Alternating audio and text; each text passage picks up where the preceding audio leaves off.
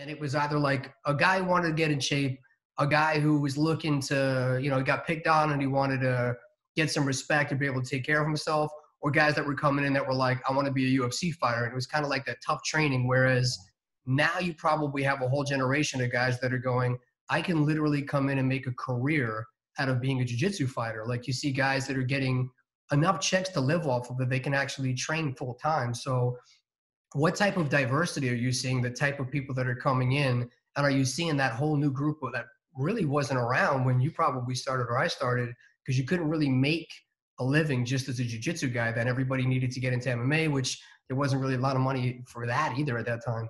Yeah, man, 100%. So like you were saying, I think about that all the time where, even, right now at my academy, I have some young guys who are blue belts. And I think to myself, man, when these guys, when I was a blue belt, I wasn't as good as they are now. And I even think about this too. I'm like, man, at blue belt, they have someone like me teaching them. When I was a blue belt, I had another blue belt teaching me, like such a big difference, man.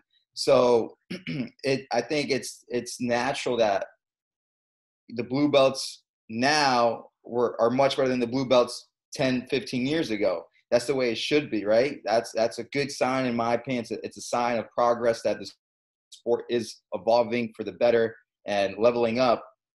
And going back to what you were saying earlier, you're definitely seeing a lot more athletes step into the jiu-jitsu game now, right?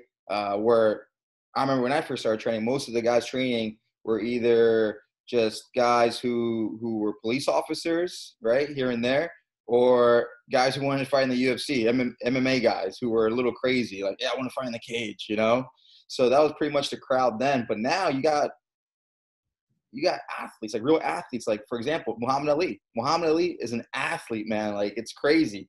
I remember we were at ADCC this past year, and we were down in the gym, and some of the guys were cutting weight. I remember I was sitting in the hot tub sweating, and he came into the hot tub where a bunch of the other competitors were sitting, and he came in, no shirt on, just massive. And I looked at him, I said, man, Muhammad, I said, why don't you just play in the NFL or something, man? You know what I'm saying?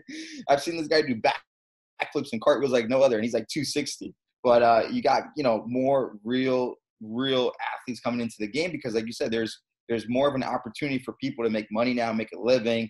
And I mean, a lot more capable people are training jiu-jitsu now, as far as, physically gifted.